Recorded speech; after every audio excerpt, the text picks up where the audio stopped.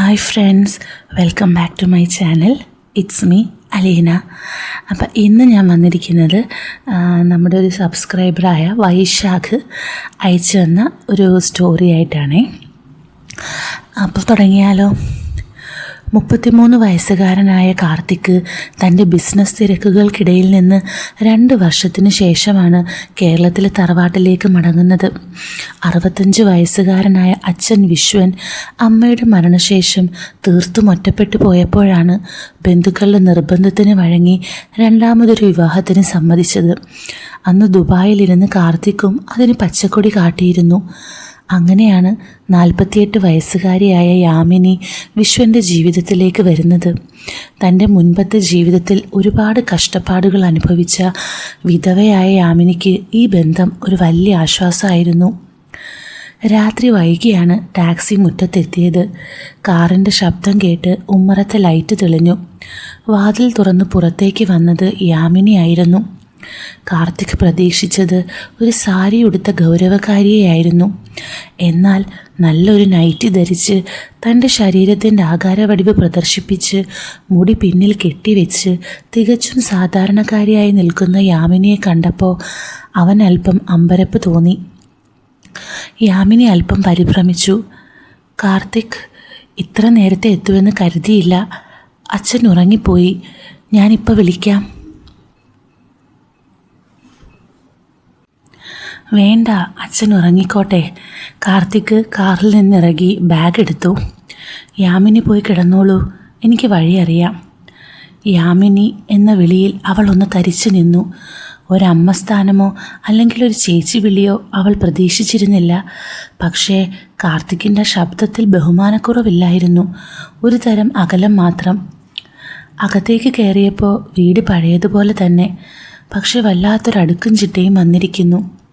യാമിനി വേഗത്തിൽ അടുക്കളയിലേക്ക് പോയി ഒരു ഗ്ലാസ് വെള്ളവുമായി വന്നു. യാത്രയിൽ വല്ലാതെ ക്ഷീണിച്ചു കാണും, ഭക്ഷണം എടുക്കട്ടെ? യാമിനി ചോദിച്ചു. ആ നൈറ്റിയിൽ അവൾ ഒരു വീട്ടമ്മയുടെ എല്ലാ സ്വാഭാവികതയോടെയും നിന്നു.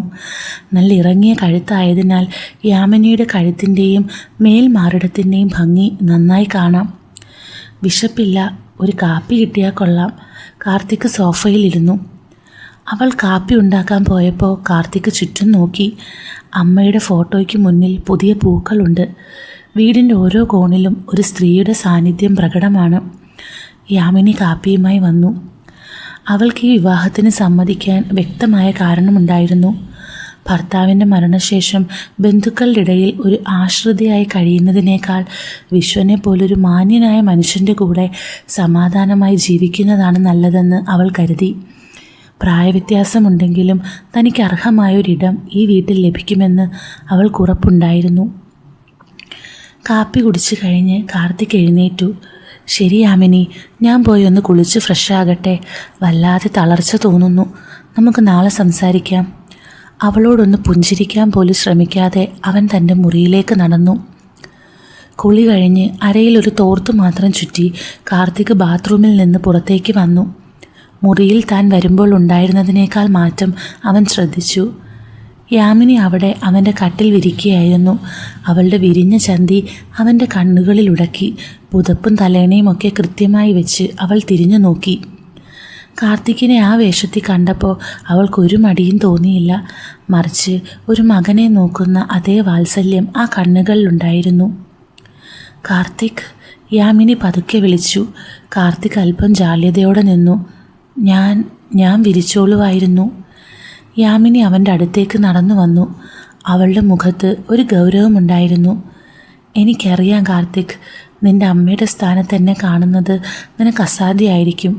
അത് ഞാൻ പ്രതീക്ഷിക്കുന്നുമില്ല. അതുകൊണ്ട് എന്നെ നിൻ്റെ അമ്മയായി കാണാൻ നീ കഷ്ടപ്പെടണ്ട. അവളൊന്ന് നിർത്തിയിട്ട് തുടർന്നു. പക്ഷേ നിൻ്റെ അച്ഛൻ്റെ ഒരു നല്ല സുഹൃത്തായി എന്നെ കാണാൻ നിനക്ക് കഴിയില്ലേ? നിൻ്റെ ഈ വീട്ടിലൊരംഗമായി മാത്രം കണ്ടാൽ മതി. കാർത്തിക്കിന് എന്ത് പറയണമെന്നറിയില്ലായിരുന്നു. യാമിനി പതുക്കെ മുന്നോട്ട് വന്ന് അവൻ്റെ തുടിക്കുന്ന കുളി കഴിഞ്ഞ് വെള്ളം തുള്ളിക്കിടക്കുന്ന നെഞ്ചിൽ ഒരു കൈ വെച്ച് അവനെ ചേർത്ത് പിടിച്ചു. അവളുടെ ശരീരവും ചെറുതായി ചാടിയ വയറും അവൻ്റെ നഗ്നമായ ദേഹത്ത് ചൂടുപിടിപ്പിച്ചു.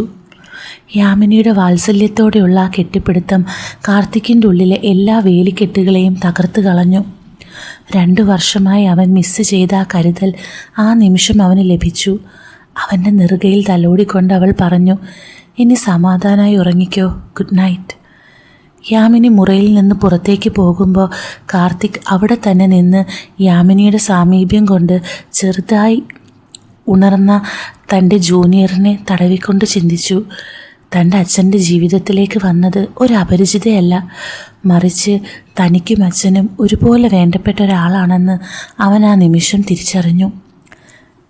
രാവിലെ ഉണർന്ന് താഴേക്ക് വന്ന കാർത്തിക് കണ്ടത് കൗതുകകരമായ ഒരു കാഴ്ചയായിരുന്നു. ഉമ്മറത്തിരുന്ന് അച്ഛൻ പത്രം വായിക്കുന്നു. യാമിനി അച്ഛൻ്റെ നരച്ച മുടിയിൽ എണ്ണ തേച്ച് പിടിപ്പിക്കുന്നു. പണ്ട് അമ്മ ചെയ്തിരുന്ന അതേ കാര്യം. പക്ഷേ യാമിനി ഒരു മുണ്ടും ബ്ലൗസും ആയിരുന്നു. വേഷം മുകളിലൂടെ ഒരു തോർത്തിട്ടിട്ടുണ്ടെങ്കിലും തോർത്ത് മാറിക്കിടന്ന് കാണേണ്ടതെല്ലാം നന്നായി കാണാം. കാർത്തികിനെ കണ്ടപ്പോൾ വിശ്വൻ പത്രം താഴ്ത്തി. എന്താടാ, ദുബായിൽ ശീലം മാറിയില്ലേ? അവിടെ 8 മണിക്ക് മുമ്പ് ഉണരാറില്ലല്ലോ. വിശ്വൻ കളിയാക്കി. യാമിനി ചിരിച്ചുകൊണ്ട് എഴുന്നേറ്റു. അവൻ യാത്ര കഴിഞ്ഞ് വന്നതല്ലേ, കുറച്ചുകൂടി ഉറങ്ങിക്കോട്ടെ. കാർത്തിക്, മുഖം കഴുകി വാ, ഞാൻ ദോശ ചുടാം, നല്ല ചൂടോടെ കഴിക്കണം. കാർത്തിക് അടുക്കളയിലേക്ക് ചെന്നപ്പോൾ യാമിനി ദോശക്കല്ലിന് മുന്നിലായിരുന്നു. നല്ല മൊരിഞ്ഞ ദോശയുടെ മണം അവിടെ ആകെ പരന്നിരുന്നു.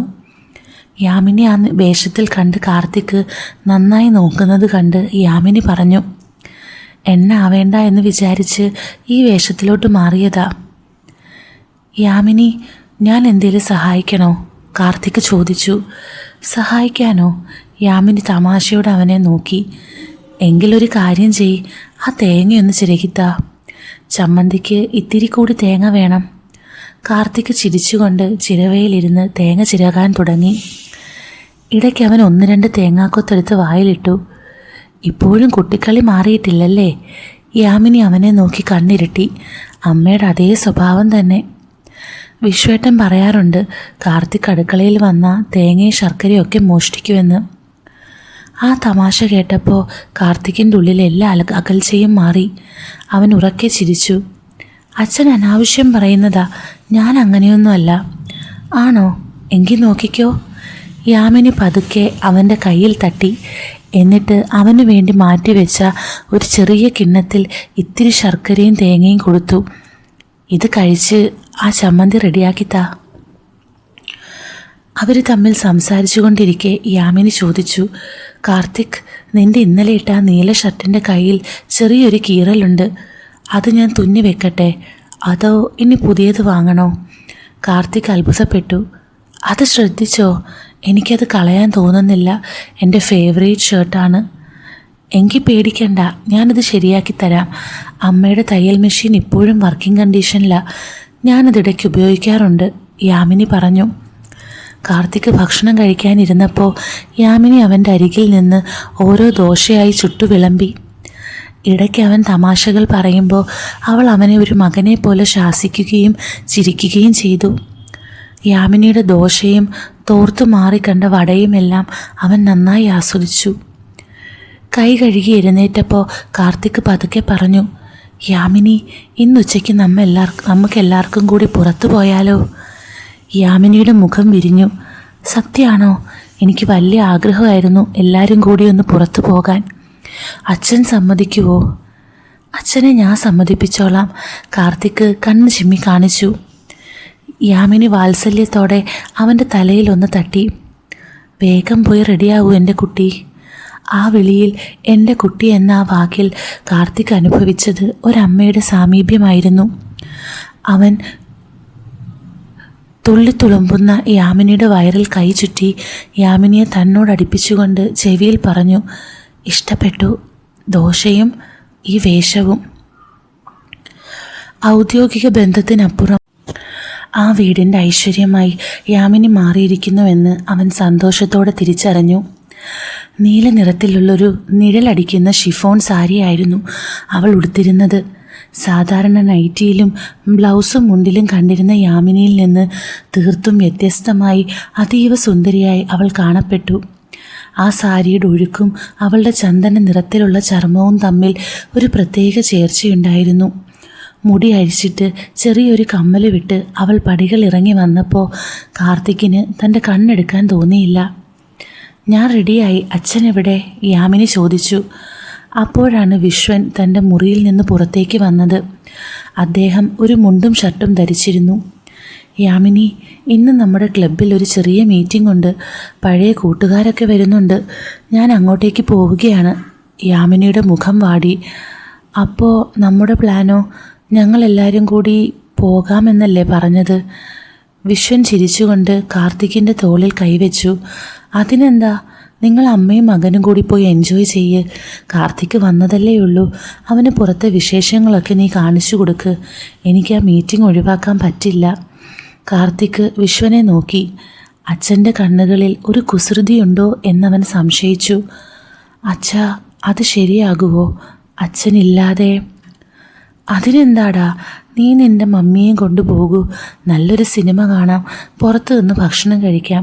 രാത്രി വൈകിയാലും കുഴപ്പമില്ല, വിശ്വൻ പറഞ്ഞു. യാമിനി അല്പം ജാള്യതയോടെ നിന്നു.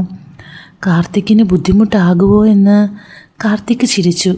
ഒരു ബുദ്ധിമുട്ടും ഇല്ല യാമിനി. അച്ഛന് തിരക്കുണ്ടെങ്കിൽ വേണ്ട, നമുക്ക് പോകാം. വിശ്വൻ പടിയിറങ്ങി പോകുമ്പോൾ അവർ രണ്ടുപേരും ഉമ്മറത്ത് തനിച്ചായി.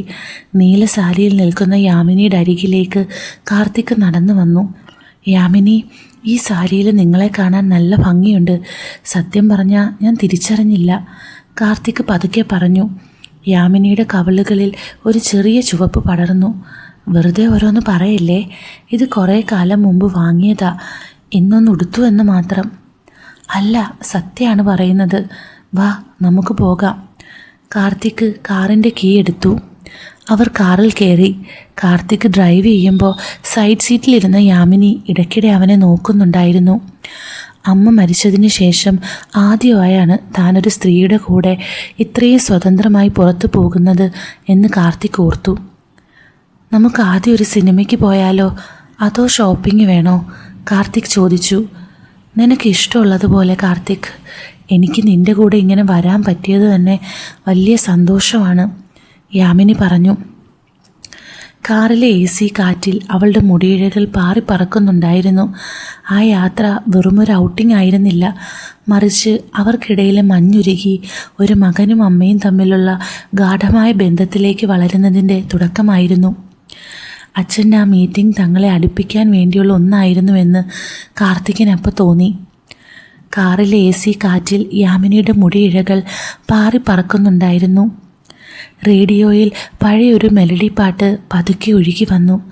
കാർത്തിക് ഡ്രൈവിങ്ങിൽ ശ്രദ്ധിക്കുമ്പോഴും ഇടയ്ക്കിടെ സൈഡിലിരിക്കുന്ന യാമിനിയെ നോക്കുന്നുണ്ടായിരുന്നു. ആ നീല സാരിയുടെ തിളക്കം അവളുടെ മുഖത്തിനൊരു പ്രത്യേക പ്രഭ നൽകുന്നുണ്ടായിരുന്നു. യാമിനി, ഈ പാട്ട് ഇഷ്ടമാണോ? കാർത്തിക് ചോദിച്ചു. അതെ, പഴയ പാട്ടുകളോടാണ് എനിക്ക് കൂടുതൽ ഇഷ്ടം. പുതിയതൊന്നും അത്ര മനസ്സിലാകില്ല, യാമിനി ജനലിലൂടെ പുറത്തെ കാഴ്ചകൾ നോക്കി പറഞ്ഞു.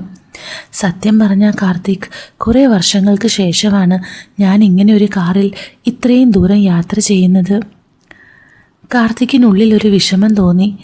അച്ഛൻ നിങ്ങളെ പുറത്തൊന്നും കൊണ്ടുപോകാറില്ലേ? യാമിനി ചിരിച്ചു.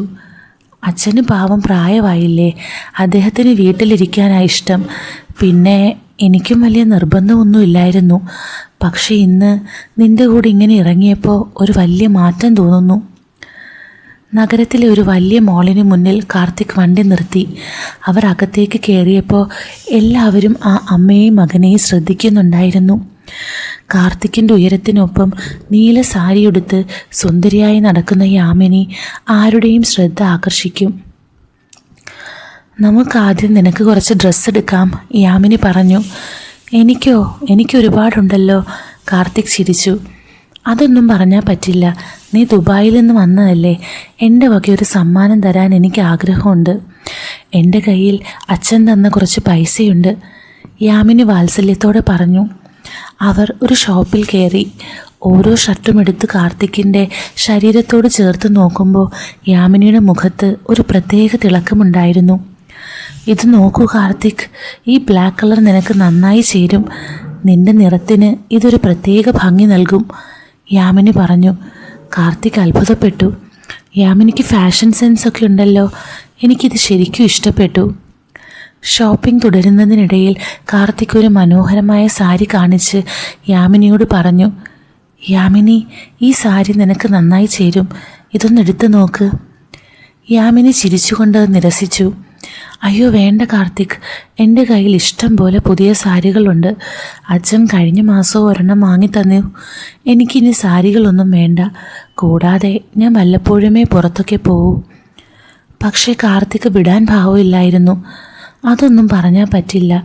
എനിക്ക് നിനക്കൊരു സമ്മാനം തരണമെന്നുണ്ട്. പ്ലീസ് ഒന്ന് സമ്മതിക്കേ. ഒടുവിൽ യാമിനി തമാശയോടെ പറഞ്ഞു, ശരി, നിനക്ക് അത്ര നിർബന്ധമാണെങ്കിൽ നീ തന്നെ എനിക്കൊരു ഡ്രസ്സ് സെലക്ട് ചെയ്യ്. ഒരു നൈറ്റി എടുത്താലോ, വീട്ടിൽ എപ്പോഴും ഇടാവല്ലോ. കാർത്തിക് കുറേ തിരഞ്ഞതിന് ശേഷം വെളുത്ത നിറത്തിലുള്ളൊരു സിൽക്ക് നൈറ്റി തിരഞ്ഞെടുത്തു. അത് കണ്ടപ്പോൾ യാമിനി ഒന്നും മടിച്ചെങ്കിലും അവൻ്റെ നിർബന്ധത്തിന് വഴങ്ങി ട്രയൽ റൂമിലേക്ക് പോയി. കുറച്ച് സമയം കഴിഞ്ഞ് യാമിനി പുറത്തേക്ക് വന്നപ്പോൾ കാർത്തിക് ശരിക്കും സ്തംഭിച്ചു പോയി. സാധാരണ സാരിയിൽ കണ്ടിരുന്ന യാമിനി ആയിരുന്നില്ലത്. ആ വെളുത്ത നൈറ്റി അവളുടെ ശരീരത്തോട് വല്ലാതെ ഒട്ടി നിൽക്കുന്നുണ്ടായിരുന്നു. അവളുടെ പക്വമായ ശരീരവടിവുകളും ആ വസ്ത്രത്തിൻ്റെ പ്രത്യേകത കൊണ്ട് പ്രകടമായ വശ്യതയും കാർത്തിക്കിനെ ഒരു നിമിഷം നിശബ്ദനാക്കി. അവൻ പ്രതീക്ഷിച്ചതിലും അപ്പുറം ആ വസ്ത്രം അവളെ അതീവ സുന്ദരിയായി കാട്ടിയിരുന്നു. കാർത്തിക് അല്പം പതർച്ചയോടെ പറഞ്ഞു, യാമിനി, ഇത് ശരിക്കും ഗംഭീരമായിട്ടുണ്ട്.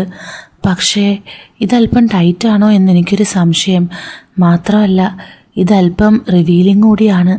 വേണമെങ്കിൽ നമുക്ക് മാറ്റാം. യാമിനി കണ്ണാടിയിൽ തൻ്റെ രൂപം നോക്കി പതുക്കെ പുഞ്ചിരിച്ചു.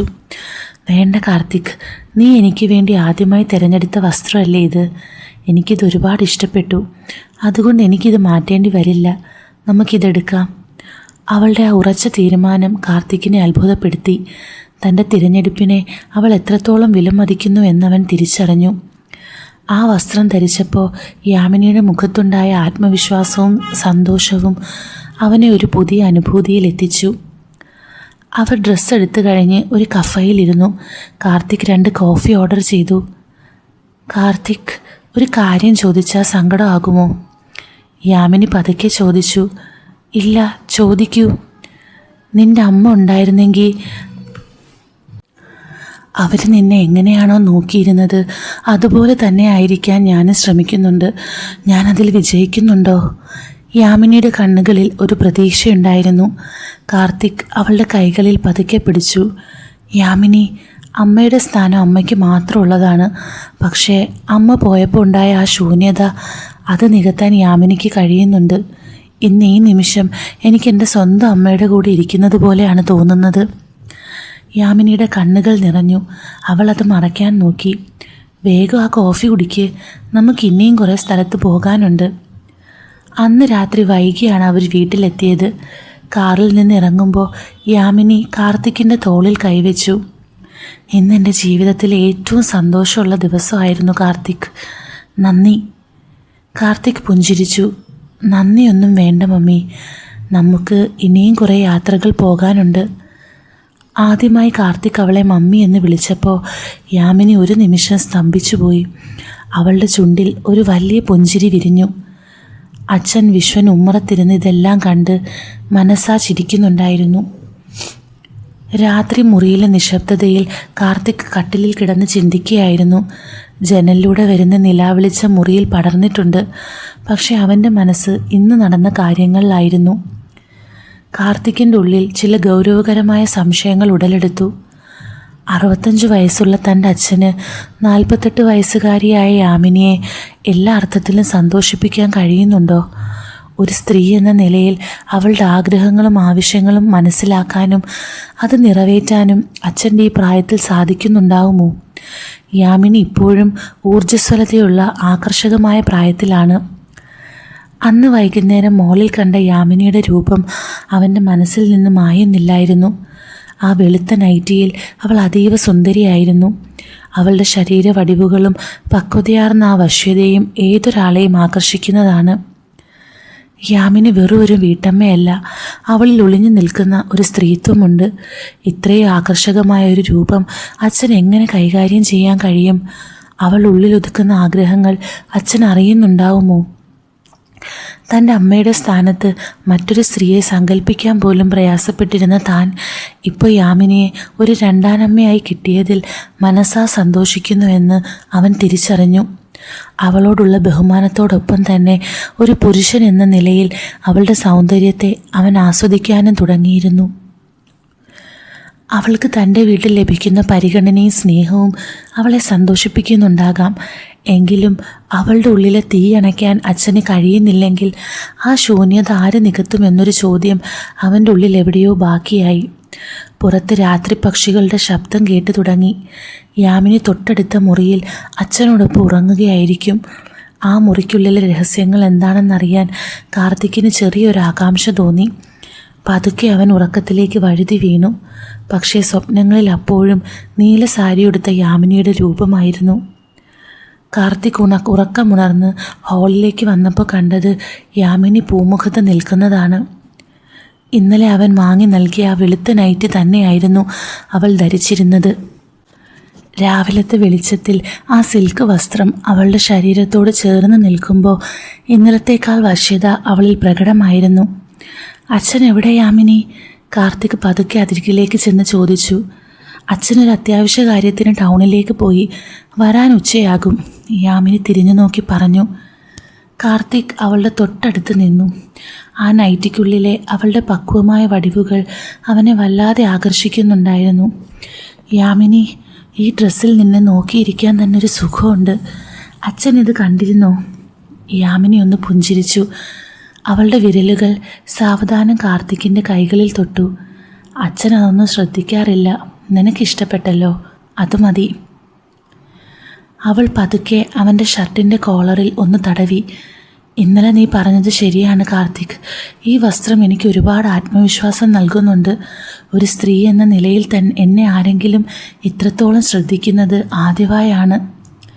കാർത്തിക് അവളുടെ അരക്കെട്ടിൽ കൈകൾ ചേർക്കാൻ ആഗ്രഹിച്ചെങ്കിലും ഒന്നും മടിച്ചു. പക്ഷേ യാമിനി പിന്നോട്ട് മാറിയില്ല. അവൾ അവനെ കൂടുതൽ അടുത്തേക്ക് വലിക്കുന്നത് പോലെ തോന്നി. കാർത്തിക്, നിന്റെ കണ്ണുകളിൽ ഞാൻ കാണുന്ന ആ നോട്ടം അതെനിക്ക് പരിചിതമല്ല, പക്ഷേ അതെനിക്ക് ഇഷ്ടപ്പെടുന്നുണ്ട്. അടുക്കളയിൽ നിന്ന് ചായ തിളയ്ക്കുന്ന ശബ്ദം കേട്ടു. പക്ഷെ ആരും അങ്ങോട്ട് പോകാൻ തയ്യാറായിരുന്നില്ല. കാർത്തിക്കിൻ്റെ ശ്വാസം അവളുടെ കഴുത്തിന് പിന്നിൽ തട്ടുമ്പോൾ യാമിനി കണ്ണുകൾ പകുതി അടച്ചു. യാമിനി, നിന്റെ ഈ ഭംഗി അച്ഛനിത് താങ്ങാൻ കഴിയില്ല, കാർത്തിക് സ്വകാര്യം പോലെ പറഞ്ഞു. യാമിനി അവൻ്റെ മുഖത്തേക്ക് നോക്കി. അച്ഛനിവിടെ ഇല്ലല്ലോ കാർത്തിക്, ഇപ്പോൾ നമുക്കിടയിൽ സത്യങ്ങൾ മാത്രം മതി. അവർക്കിടയിൽ ആ നിശബ്ദതയിൽ ഒരു വലിയ മാറ്റം സംഭവിക്കുകയായിരുന്നു. ഒരു മകനും അമ്മയും എന്നതിലുപരി പരസ്പരം ആഗ്രഹിക്കുന്ന രണ്ട് വ്യക്തികളായി അവർ മാറിക്കൊണ്ടിരുന്നു. ആ വലിയ വീടിനുള്ളിൽ അവർ രണ്ടുപേരും മാത്രമായിരുന്ന ആ നിമിഷം വരാനിരിക്കുന്ന വലിയൊരു മാറ്റത്തിൻ്റെ തുടക്കമായിരുന്നു. മമ്മി, കാർത്തിക് പതുക്കെ വിളിച്ചു. ആ വിളിയിൽ ഒരു മകൻ്റെ ബഹുമാനത്തേക്കാൾ ഉപരി അവളെ ഒരു സ്ത്രീയായി ആരാധിക്കുന്ന ഒരാളുടെ വശ്യതയുണ്ടായിരുന്നു. യാമിനി ഒന്ന് വിറച്ചു. അവൾ അവൻ്റെ കണ്ണുകളിലേക്ക് നോക്കി. കാർത്തിക്, നീ എന്നെ അങ്ങനെ വിളിക്കുമ്പോൾ എനിക്ക് എന്തോ ഒരു പ്രത്യേക അനുഭൂതിയാണ്. എന്നെ ഇത്രയും ആഗ്രഹത്തോടെ നോക്കാൻ ഈ വീട്ടിൽ നീ മാത്രമേ ഉള്ളൂ എന്നെനിക്ക് തോന്നുന്നു. കാർത്തിക് അവളുടെ തോളിൽ കൈവച്ചു. ആ നേർത്ത തുണിക്കിടയിലൂടെ അവളുടെ ചർമ്മത്തിൻ്റെ ചൂടവൻ അറിഞ്ഞു. മമ്മി എത്ര സുന്ദരിയാണെന്ന് മമ്മിക്കറിയില്ല. അച്ഛൻ പാവമാണ്. പക്ഷേ മമ്മിയെപ്പോലൊരു സ്ത്രീയെ പൂർണ്ണമായി ഉൾക്കൊള്ളാൻ അച്ഛന് കഴിയില്ല. മമ്മിയുടെ ഈ യൗവനം ഇത് വെറുതെ കളയാനുള്ളതല്ല. യാമിനി അവൻ്റെ നെഞ്ചിൽ കൈകൾ അമർത്തി. അച്ഛൻ പോയ സ്ഥിതിക്ക് നമുക്ക് ഈ സമയം നമ്മുടേതാക്കാം കാർത്തിക്. നീ എന്നെ മമ്മി എന്ന് വിളിക്കുമ്പോൾ എനിക്ക് നിന്നോട് കൂടുതൽ അടുപ്പം തോന്നുന്നു. ഒരു മകനോടുള്ള വാത്സല്യവും അതോടൊപ്പം എന്നെ മനസ്സിലാക്കുന്ന ഒരു പുരുഷനോടുള്ള താല്പര്യവും എന്നിൽ നിറയുന്നു. അവൾ പതുക്കെ അവൻ്റെ മുഖം തൻ്റെ കൈവെള്ളയിൽ എടുത്തു. പറയൂ കാർത്തിക്, നിൻ്റെ ഈ മമ്മിയെ നിനക്കിഷ്ടപ്പെട്ടോ? ഇഷ്ടപ്പെട്ടോ എന്നല്ല മമ്മി, എനിക്ക് നിങ്ങളെ വേണം. ഈ വീട്ടിൽ അച്ഛനില്ലാത്തപ്പോൾ നമ്മൾ രണ്ടുപേരും മാത്രമുള്ള ആ നിമിഷങ്ങൾ ഇതാരും അറിയണ്ട. കാർത്തിക് അവളുടെ കാതിനോരം പതുക്കെ പറഞ്ഞു. യാമിനിയുടെ ശ്വാസം വേഗത്തിലായി. അവൾ അവനെ കൂടുതൽ അടുത്തേക്ക് ചേർത്ത് പിടിച്ചു. ആ വലിയ തറവാടിൻ്റെ നിശബ്ദതയിൽ അവർക്കിടയിലുണ്ടായിരുന്ന എല്ലാ അതിർവരമ്പുകളും മാഞ്ഞുപോയി. ഒരു രണ്ടാനമ്മയും മകനും എന്നതിലുപരി പരസ്പരം ആഗ്രഹിക്കുന്ന രണ്ടുടലുകളായി അവരവിടെ നിന്നു. വാതിൽക്കൽ കാറ്റ് വന്ന് തട്ടുമ്പോൾ അവർ പരസ്പരം നോക്കി പുഞ്ചിരിച്ചു. അതൊരു പുതിയ തുടക്കമായിരുന്നു. അച്ഛനറിയാത്ത ആ വീടിൻ്റെ 4 ചുവരുകൾക്കുള്ളിൽ മാത്രം ഒതുങ്ങുന്ന ഒരു രഹസ്യബന്ധത്തിൻ്റെ തുടക്കം. അപ്പം നമ്മുടെ ഈ സ്റ്റോറി എന്ന് പറയുന്നൊരു സ്ലോ പേസിൽ ബിൽഡ് ചെയ്യുന്ന പോകുന്നൊരു സ്റ്റോറിയാണേ. അപ്പോൾ പതുക്കെയാണ് അതിൻ്റെ കാര്യങ്ങളൊക്കെ നീങ്ങുന്നത്. അപ്പോൾ നിങ്ങൾക്ക് ഈ സ്റ്റോറിയുടെ സെക്കൻഡ് പാർട്ട് കേൾക്കണം എന്ന് ആഗ്രഹമുണ്ടെങ്കിൽ നിങ്ങൾ കമൻറ്റ് ചെയ്യണേ, അടുത്ത പാർട്ട് വേണമെന്ന്. അങ്ങനെയാണെങ്കിൽ ഞാൻ അടുത്ത പാർട്ട് ഉടനെ അപ്ലോഡ് ചെയ്തേക്കാം. അപ്പോൾ നമുക്ക് വീണ്ടും കാണാം. With love, Aleena.